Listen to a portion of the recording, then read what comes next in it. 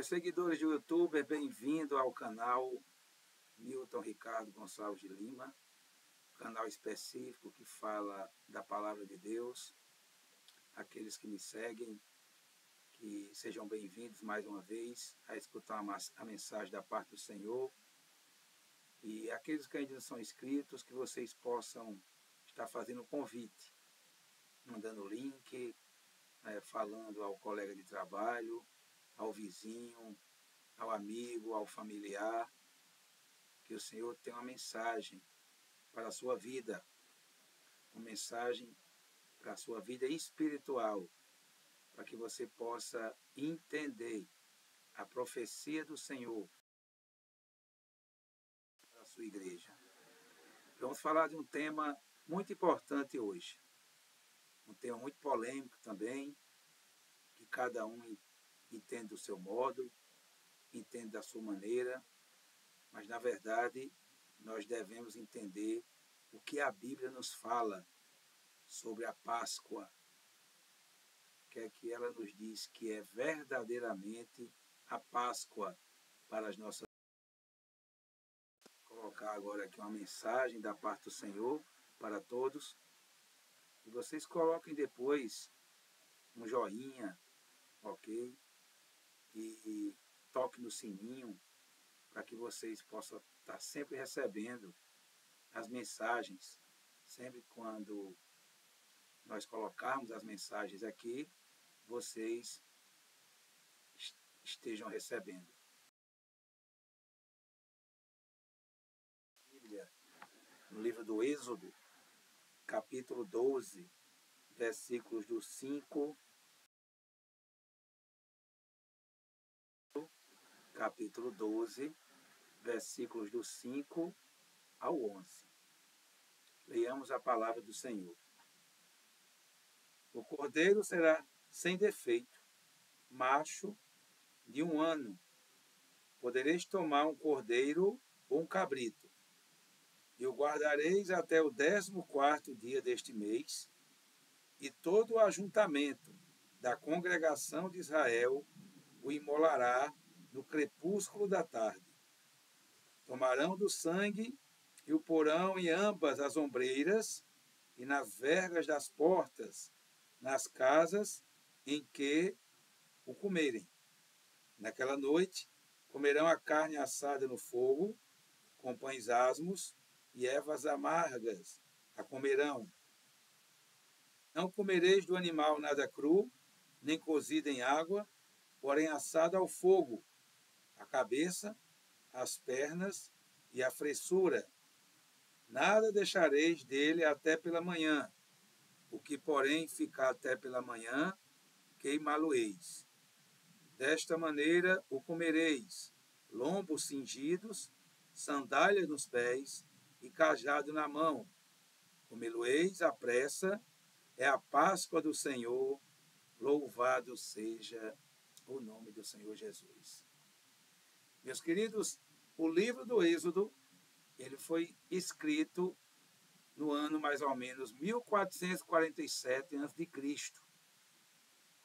Subestima-se que saíram do Egito, naquela época, cerca de 2 milhões de pessoas.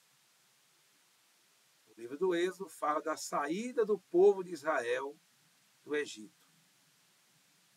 E é um livro importante, um livro também não somente histórico, mas um livro profético, que fala do povo de Deus, fala da pessoa do Senhor Jesus, fala da igreja do Senhor. Então, que nós possamos entender esse momento em que vivemos esses dias, um momento que para o mundo é festa, que para o mundo é presentes de chocolate, peixe na mesa para as refeições, coelho, quando na verdade isso não passa de simbologias, isso não passa de comércio, e nada disso é bíblico. A Páscoa, na verdade, não é nada disso, meus queridos. A palavra Páscoa, vocês vão entender que ela vem de origem hebraica e ela quer dizer passar por cima. É o significado da palavra Páscoa.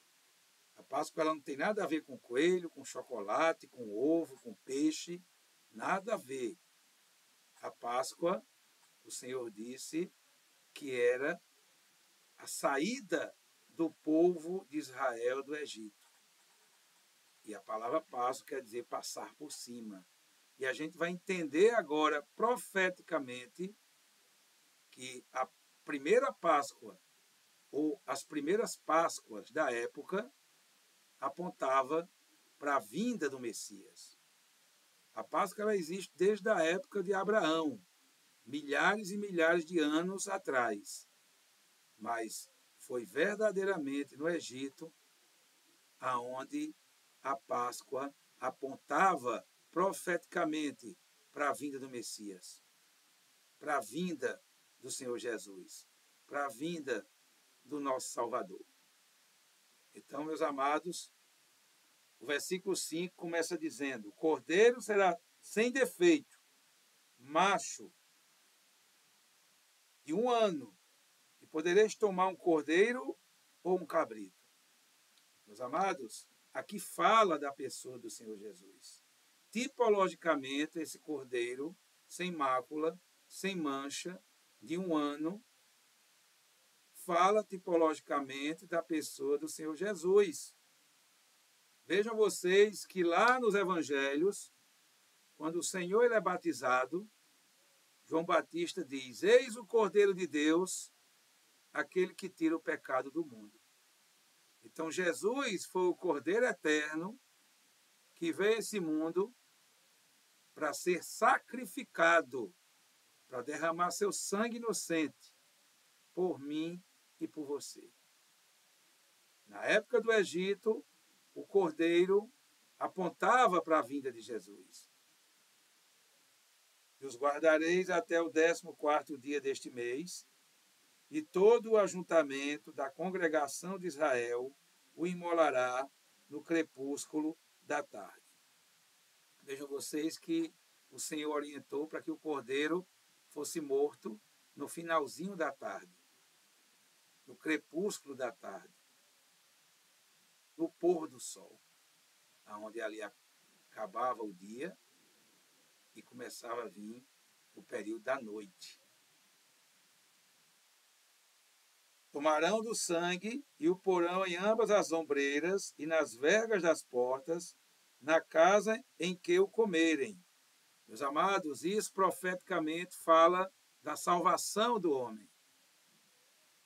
Vejam vocês que Jesus derramou o sangue inocente na cruz e através do seu sangue inocente, o homem ele teve o direito de ser salvo. E até hoje ele tem o direito de ser salvo se ele acreditar que Jesus morreu e ressuscitou ao 3º dia por ele, pelos seus pecados, pelos nossos pecados, pelos meus pecados. Então, se ele crê nisso, verdadeiramente ele será salvo. O povo do Egito, quando passou o sangue nas vergas das portas, nos umbrais das portas, o sangue do cordeiro imaculado, o sangue do cordeiro que tinha sido morto no crepúsculo da tarde, ali, aqueles homens, aquele povo de Israel estava livre da praga, estava livre da 10ª praga, que era a morte de todos os primogênitos. Ali Israel estava livre. Ali Israel estava guardado debaixo do sangue do Senhor Jesus. Que coisa maravilhosa. Naquela noite comerão a carne assada no fogo, com pães asmos e ervas amargas a comerão. Meus queridos, Jesus, certa vez ele disse: eu sou o pão da vida. Aquele que comer desse pão jamais terá fome. Os pães asmos são pães sem fermento. O fermento, na Bíblia, fala do pecado. É aquilo que incha a massa. É aquilo que faz a massa crescer fora do normal. Então, pães asmos é um pão sem fermento. Jesus é o pão da vida. Ele não tinha pecado. Ele desceu como homem e venceu todas as tentações por mim e por você. Louvado seja o nome do Senhor. As ervas amargas fala da dificuldade que o povo ia passar na saída do Egito, andando pelo deserto. Tudo que o povo ia passar simbolizava as ervas amargas, as dificuldades que o povo ia passar. Jesus, ele também passou e comeu as ervas amargas, porque ele sofreu por nós, ele padeceu por nós, ele passou momentos difíceis por nós, ele morreu na cruz por nós, ele levou todos os nossos pecados em seus ombros para nos dar um direito de salvação. Então, as ervas amargas, ela representa todos esses momentos difíceis que Jesus ia passar para nos dar um direito de um dia morar com ele na eternidade. Louvado seja o nome do Senhor. Não comereis do animal nada cru, porque nem cozido em água, porém assada ao fogo, a cabeça, as pernas e a fressura. O animal, não comerei do animal nada cru. Fala no Evangelho sem revelação. No Evangelho que só é letra. O apóstolo Paulo já dizia que a letra, ela mata, porém o Espírito vivifica. Então a palavra de Deus, ela é revelada. O Senhor se revelou a Maria Madalena.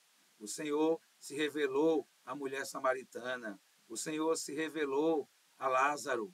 O Senhor, ele tem que se revelar a mim e a você para que o Evangelho ele seja colocado em nossas vidas. O Evangelho eterno, o Evangelho genuíno, o verdadeiro Evangelho. Quando fala aqui a cabeça, as pernas e a fressura, fala na divindade. A cabeça, Deus Todo-Poderoso, Criador dos céus e da terra, o nosso orientador, o nosso galardoador.